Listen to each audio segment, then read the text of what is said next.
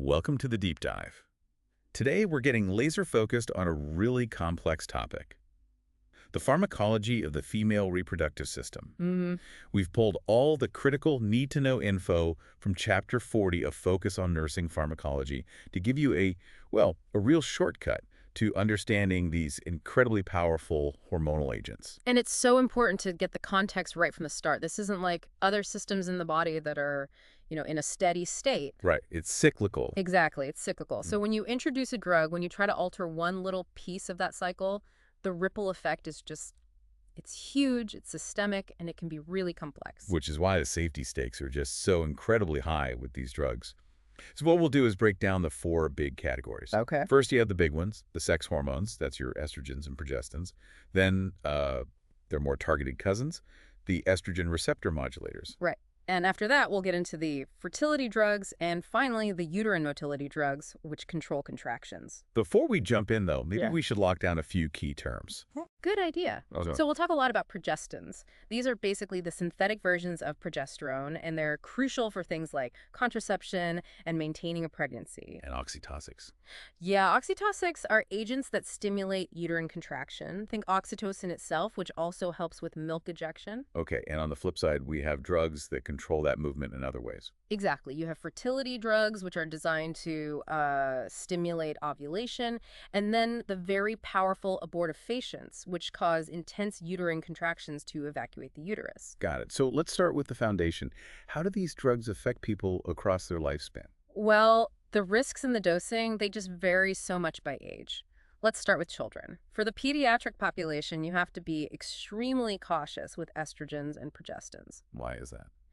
Because the text specifically warns that these hormones can cause something called premature closure of the epiphyses. The growth plates in the bones. The growth plates, exactly. So it can literally stop a child from growing.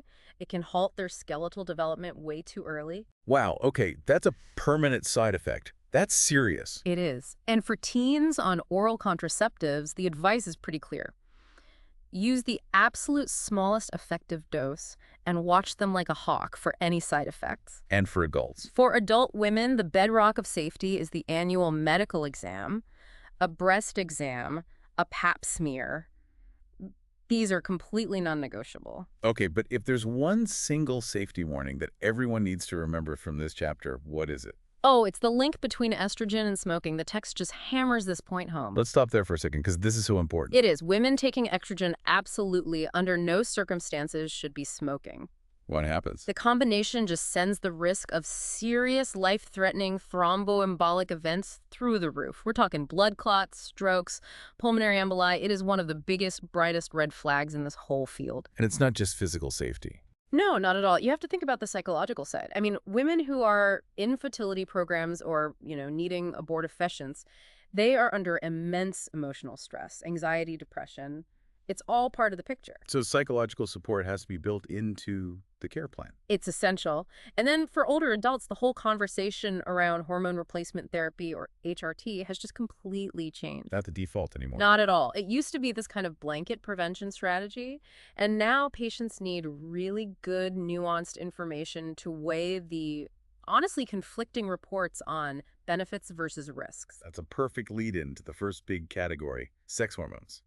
Let's talk about estrogens. Okay, so estrogens, like estriol, they do a lot. They're the core of HRT. They help with menopausal symptoms, treat hypogonadism, and they slow bone loss and osteoporosis. And they're in contraceptives, of course. Of course. Their mechanism is really broad. They affect female characteristics. They influence FSH and LH release. They cause fluid retention.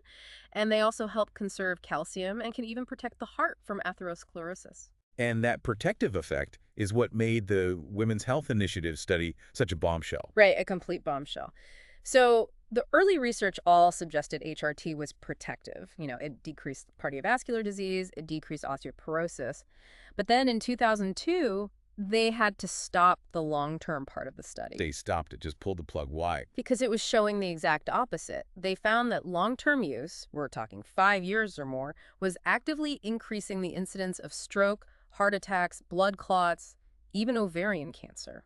Wow. To stop a study like that because the drug is causing harm, that is a massive clinical event. It was a turning point. So the clinical takeaway now is, it's pretty sobering. Short-term HRT for symptom relief, under 5 years. That's seen as acceptable. But not for prevention. Absolutely not. It should not be used as a primary prevention strategy for chronic disease. The risk profile just doesn't support it. So if traditional HRT has these massive risks, what about the alternatives, like estrogen receptor modulators or ERMs? Are they safer? Well, they're designed to be smarter.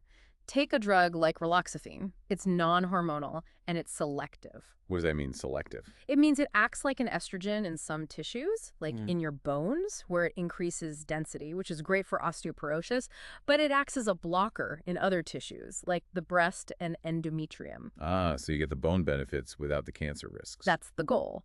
But even with these newer drugs, the risk is still there. There's another drug, ospemifene, for painful intercourse, and it carries its own black box warning for endometrial cancer and cardiovascular events. It's just a risky pathway. Let's shift to progestins then, like norethindrone. Right. So their main use is obviously contraception, but they also treat things like amenorrhea and abnormal uterine bleeding. So how do they work for contraception? How do they tie into that cycle you mentioned? Well, they do two main things. They change the uterine lining, but the critical part for contraception is that they inhibit the secretion of FSH and LH from the pituitary. So they stop the hormones that trigger ovulation. Exactly. It basically flattens that hormonal surge that's needed for an egg to be released. You're essentially playing a very effective trick on the pituitary gland. The nursing side of this seems really focused on administration. I mean, the instructions for missed oral contraceptive doses are famously complicated. They are terrifyingly specific. If you miss one pill, you take 2 the next day. If you miss 2 in a row, you take 2 pills a day for 2 days. And if you miss 3? If you miss 3 or more, you have to stop, restart the whole cycle, and use a backup method of contraception until your next period. A mistake is not a minor thing here. And before we leave this topic, we have to mention the big warning. The black box warning, yes. It applies to all estrogen and progesterone products. And it covers? It covers stroke, DVT, PE, MI, and invasive breast cancer.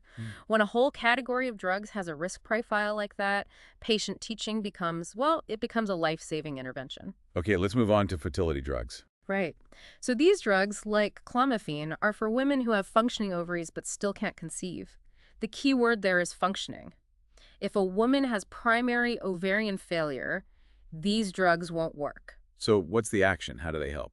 It's pretty simple in concept. They either stimulate the follicles directly, or they stimulate the hypothalamus to pump out more FSH and LH. It's like they're forcing the ovary to mature and release an egg. But the side effects? The adverse effects are profound, and you have to have a very honest conversation about this. There is a greatly increased risk of multiple births, and potentially birth defects. And that's on top of the physical risks to the woman herself. Yes. There's a real danger of something called ovarian overstimulation. It can cause severe abdominal pain, distension. It's a serious condition. You mentioned the psychological burden earlier, and it must be just immense here. It's huge. These patients are already dealing with the stress of infertility, and then you add the anxiety of treatment risks, the possibility of multiples. A full psychological assessment is just critical. Okay, final category. Uterine motility drugs. Let's start with oxytocics. Like the prototype, oxytocin. These drugs directly stimulate the uterus to contract, especially when it's gravid, pregnant. And the main use is after delivery, right? To prevent hemorrhage. Exactly. To prevent and treat uterine atony, which can cause a fatal postpartum hemorrhage. And oxytocin has that other unique job of stimulating milk letdown. The side effect profile for oxytocin seems serious. Cardiac arrhythmias, hypertension. But the one that stands out is water intoxication. That feels weird. It is, but it's a critical risk. It happens when the drug is used for a long time because oxytocin actually has an effect similar to antidiuretic hormones. So it makes the body hold on to water. Precisely. If it's not regulated perfectly with an infusion pump, it can lead to severe and potentially fatal water intoxication. Then you have the other oxytocic methylorgonavine. Right, which carries its own unique risk of something called ergotism. It's a serious vascular toxicity. You see nausea, blood pressure swings, confusion, numbness. It's nasty stuff. And finally, the abortifacients. Like dinoprostone. Their action is very direct. Stimulate intense contractions to evacuate the uterus. They're approved for termination between 12 and 20 weeks. Yeah, and the risks are basically an exaggeration of the action. That's a good way to put it. Severe cramping, heavy bleeding, and the catastrophic risk of a perforated or ruptured uterus. The text also points out a safety issue with the name dinoprostone, sounds like other drugs, so you need extreme caution when administering. Okay, so let's try to pull all this together into what it means for nursing care. Well, the assessment priorities are pretty consistent for all the hormonal agents. You have to screen for any contraindications, liver problems, heart disease, a history of blood clots. And the physical exam is more than just a pelvic exam. Much more. It includes breast checks, a pap smear, but also, and this is a great clinical pearl, an ophthalmic examination. An eye exam. Why? Because the fluid shifts from these hormones can actually change the curvature of the cornea. Oh, wow. So it can mess up someone's contact lenses. Exactly. It can make expensive, custom lenses totally unusable. It's one of those details that really sticks with you and helps with patient education. And for implementation, besides giving meds with food, the big one is still smoking. Always. You have to strongly, strongly urge smoking cessation. And for oxytocin, an infusion pump is mandatory. You're monitoring the fetal heart rate and maternal blood pressure, constantly ready to shut it off in a second if things go wrong. And for patient teaching, what are the absolute must-knows? Number 1, oral contraceptives do not protect against STDs. Zero protection. Number 2, they need to know the immediate warning signs for a blood clot. Which are? A whole cluster of symptoms. Pain in the calves or groin, any chest pain, a severe headache, sudden changes in vision, or any yellowing of the skin. They see any of that, they need to call immediately. So to just quickly recap the main players we talked about, Yep. estradiol, the estrogen, norethindrone, the progestin, raloxifene, the smart modulator, oxytocin, the uterine stimulant, and dinoprostone, the abortifacient. That covers the big ones. It feels like the main takeaway is that when you manipulate this system, it's incredibly effective.